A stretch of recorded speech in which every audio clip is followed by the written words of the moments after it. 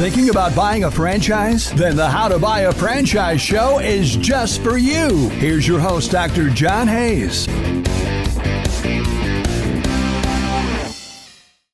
Hi, I'm John Hayes. I'm at the International Franchise Expo at the Javits Center in New York City.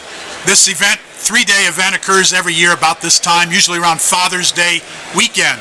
And I'm going to interview Millard, who is with FRANdata, based in Washington, D.C. Mari, welcome to the How to Buy a Franchise show. Thank you.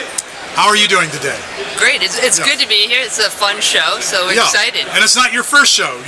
We know one another, but we'd never really sat down next to each other to have a chat. That's right. That's right. A year ago, I was in your session on how to buy a franchise, and now I'm working on the other side of talking to people about buying franchises and franchisors. So you were in the A to Z's of buying a franchise at last year's Expo. Yes. Were you already involved in franchising last year? Or? No, just in just kind of the looking process. Looking at a lot of franchises, doing my homework. But you didn't buy one? I did. Okay. I did. I bought a residential cleaning opportunity in Washington, D.C. Yeah. And how's that going? It's going great now. You know, it was a little rocky, but getting started. It's getting started. It usually is. Right. So, but I want to talk to you about FRANdata because you also do some work with FRANdata. Correct. And so, give our the audience what is FRANdata? What's that about?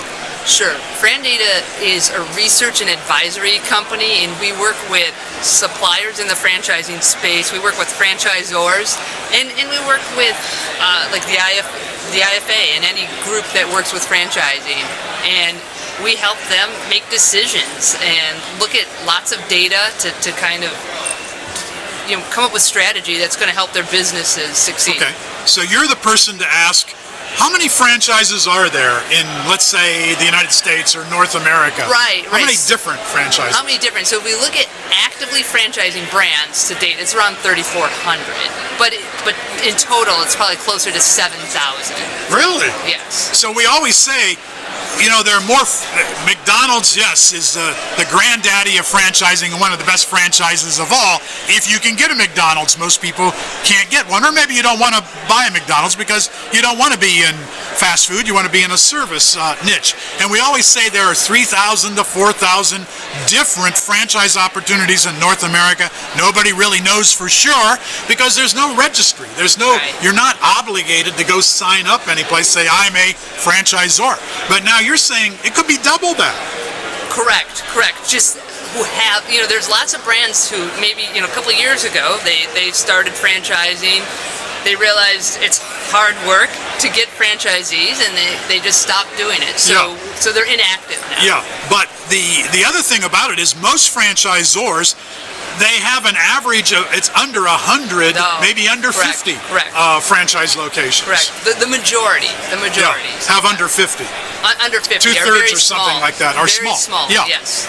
But then another question that I always get, and we don't know for sure, I'll tell you, you've heard me answer it in my A to Z's. How many industries are involved in franchising? We know fast food for sure, and unfortunately that's what everybody thinks franchising is, fast food. Right. But it's only one industry. How many more? There's around 28 to 30 industries, and that spans across like 290 sectors, depending on how you label them. So I always answer that by 75 different, including the primary and secondary break-off industries. We know there are at least 75, but probably it's broader, more like 230. Correct. If we look at all the subsets of food, for example, is an industry, but there's fast food and there's casual and there's formal and etc. So the difficulty for prospects, and you were one a year ago. Correct. And you're faced with, there are lots of options. How should people make a decision about which industry do I get into, let alone which of the 7,000 different franchises could I buy? Sure. I think one of the good places to start is to look at investment level, look at how much money you're willing to invest, because that will, if you don't have a lot of money, food is off the table for the most part. And also I think you have to look at what kind of owner you want to be, how much time do you want to spend, how do you know, and that can also help steer you into a direction as well. How did you make that decision? Why did you get into the business that you're in? Sure. So what was important to me was to be in. I just didn't want to be in food because of the hours. I had talked to some franchisees, and that's a 7-day-a-week job. Nothing wrong with that. I just didn't want that for myself. I also wanted something with a multi-unit opportunity. To me, that was fascinating, and so I was looking for those things. I also like the idea of being in like a space where it's not a fad. I got into residential cleaning because I feel like that's not gonna go away anytime soon, and I don't know if we're gonna get a robot to come and clean houses. So I felt like that was a good place to be. Sure. And then owning that franchise, you still have time to have a job with FRANdata. Right. So how does that work? Who's running your franchise when you're at work? Yeah, so I have an office manager who's terrific and runs the day-to-day operations, and my weekends I do the books and look at the numbers. And so it's an absentee operation to an extent. Correct. To some extent. Correct. And that works okay. Yeah, it's terrific. Yeah. It's terrific. One location? Will you have multiple? Or? One location. I'm already looking for our second location in Northern Virginia. This space is a challenge in the DC area. Yeah.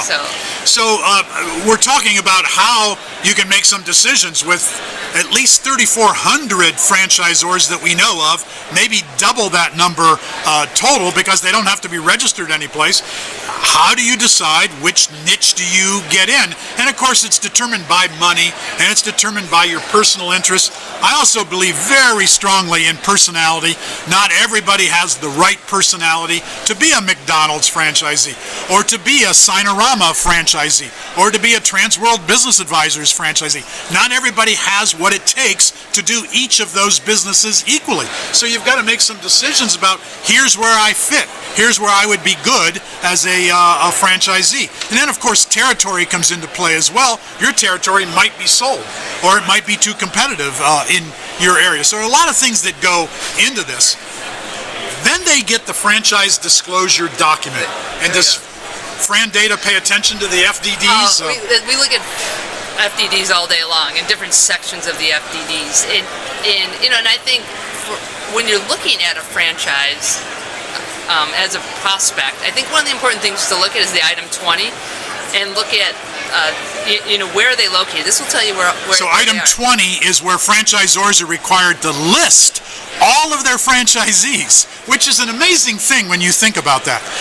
What other kind of business can you buy where the seller has to give you a list with contact information of all their customers, of all their existing franchisees, who you can do what with item 20? What do you do with that item 20? Well, for one, you can reach out to those people, reach out to existing franchisees, and get the real story. You can ask them those questions like, how much money are you really making? And what are the biggest challenges? And what's the support like?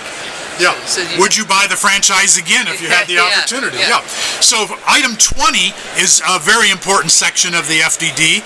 What's the next most important section of the FDD? I like the item 19. Yeah. And as we're seeing over the years more disclosure in the item 19, and that's great for prospective franchisees because that means there's more information that can really help you make a real decision here. So item 19 is what we've traditionally called the earnings claim. It's now called the financial disclosure document. But the financial representation part is in item 19. So franchisors are not required to file an item 19, but many do now. And in item 19, they will give you an earnings claim. Essentially, here's what our average franchisees are earning through the item 19 disclosure. Not everybody's required to do an item 19, but if you select a franchisor that has an item 19, this is important information. Right. And it's important to note, too, that they're not standard in what they have to deliver within that item 19, so you really have to do your homework and dig through the numbers and really... And what is FRANdata interested in financial representation for? Why are you looking at that disclosure, item 19? Well, one important part of our business is we work with lenders, and so the lenders are really curious into knowing how successful will this business be, and will they be able to pay back the loan. So having more disclosure in that item 19 allows a franchisee to have better projections and more realistic forecasting. Yeah. And so it's really important for our other side of our business, which is our lenders, Yeah. to get real information. Okay, so FRANdata also knows who the lenders are in franchising. Correct. Who's making loans to franchisees to buy. It used to be we had banks. Before the last economic downturn, we had a lot of banks involved in lending. Are they coming back? Are the banks strong today in lending? Or Yeah, there are a lot of banks, and a lot of banks like franchising because it's a proven business model, and it's if they finance like a Primrose, it just happens to be on our badge, childhood center, and they've had a lot of success with that. If you're one of those franchisees, that's easier for them to underwrite. Sure. Where do you recommend, if you need money to buy a franchise, where do you recommend people go from FRANdata's point of view?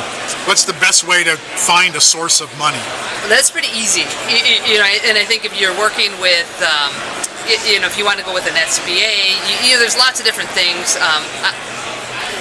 I would start with your local bank if you have, wherever your local bank is, see what they might have some options. Yeah. And then if you can't do that, there's creative, like you mentioned, there's more like kind of alternative options out there, Yeah. and you can get connected through internet searches and such. Sure. And at shows like the International Franchise Expo and the regional expos that are in Dallas and Los Angeles, for example, there are always money lenders are always at these shows looking for prospective franchisees who need money to get them into franchising. Right. Yeah. So my guest has been Mari Millard, who's with the FRANdata group out of Washington, D.C., and we're at the International Franchise Expo at the Javits Center. Every year this expo occurs here. Thousands of people from all over the world, 400 and some exhibitors. Many of them are international, but most are domestic, and people come in from more than 100 countries to look for franchise opportunities to develop either in the United States or in some other part of the world. It's a great place to be. You've missed this year's expo, but 2018 was not that far away, and you can make the expo at the Javits Center, usually Father's Day weekend. I blog at howtobuyafranchise.com. I teach the A to Z's of buying a franchise at this expo and other expos, and I'm the Titus Chair for Franchise Leadership at Palm Beach Atlantic University in West Palm Beach, Florida. Please look for my upcoming book in 2017, 12 Amazing Franchise Opportunities, the second edition. Thanks for tuning in. Thank you for listening to How to Buy a Franchise Show. If you want immediate assistance, visit howtobuyafranchise.com to contact Dr. John Hayes for a free consultation.